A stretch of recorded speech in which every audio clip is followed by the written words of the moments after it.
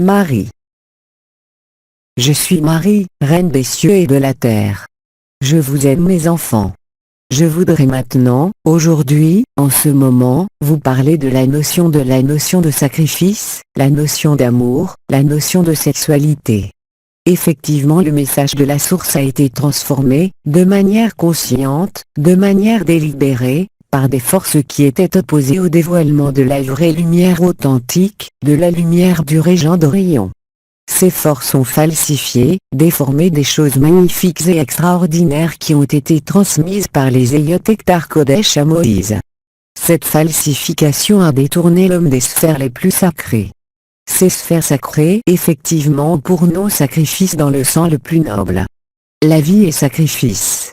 La sexualité, quel que soit le plaisir, est un sacrifice et une initiation.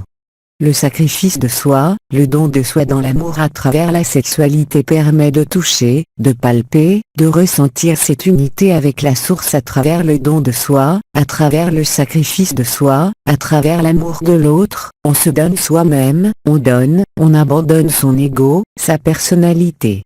Cette notion de sacrifice sublime, du don de la vie, du don d'amour a été quelque chose qui a été méprisé, dévoyé, coupé par l'humanité terrestre depuis cette période. Mes enfants, soyez certains qu'il n'y a dans la sexualité aucune distorsion, aucune erreur, quel est l'acte le plus sublime du don de soi à l'amour, à la vie. Dans d'autres espaces et dans d'autres dimensions, la notion de sexualité n'existe pas, il n'y a pas le filtre du corps, mais néanmoins cela s'apparente à la sexualité. À partir du moment où il y a don de soi, il y a échange, il y a communication, il y a mise en relation. Et la vie est mise en relation, mise en cohérence, en coordination.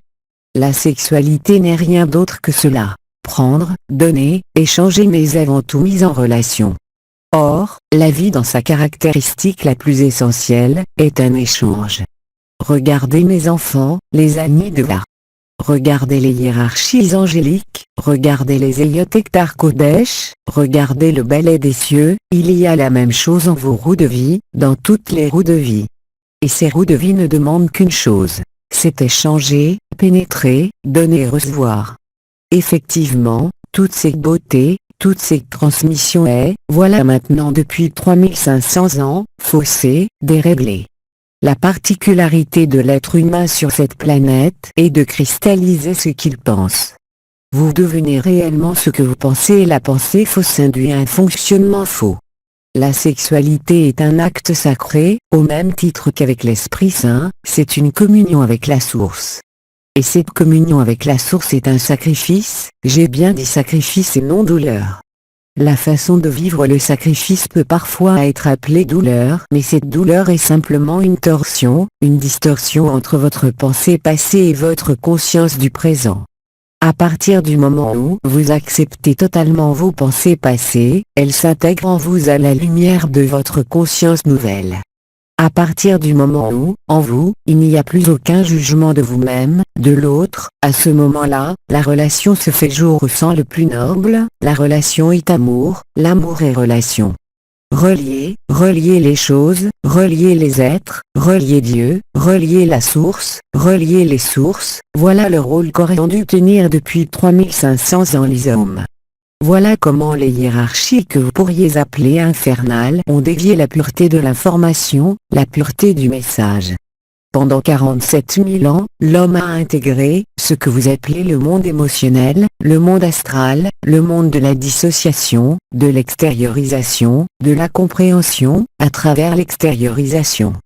Et aujourd'hui vous avez oublié, enfermé, la sacralisation de la relation.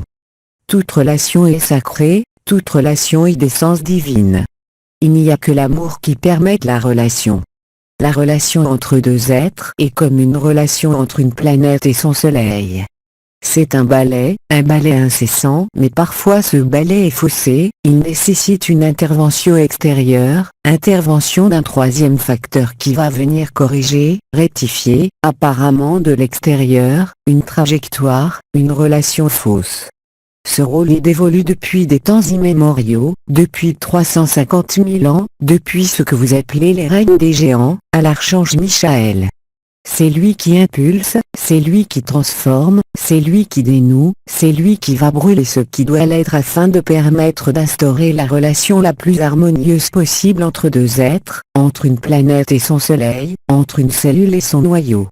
La vibration michaélique est la vibration spécifique de ce système solaire qui permet à chaque transition de restaurer la relation. Être en relation, c'est aimer. Être en relation peut se concevoir à l'intérieur comme à l'extérieur. Être en relation c'est être soi-même et on ne peut être en relation en n'étant pas soi-même. La relation faussée par le mental, la relation faussée par le jugement, n'est plus une relation, n'est plus une communication, et devient un affrontement, une compétition, une source de tension. Mes enfants, je suis Marie et je vous aime. Autre dimension. 22 janvier 2005.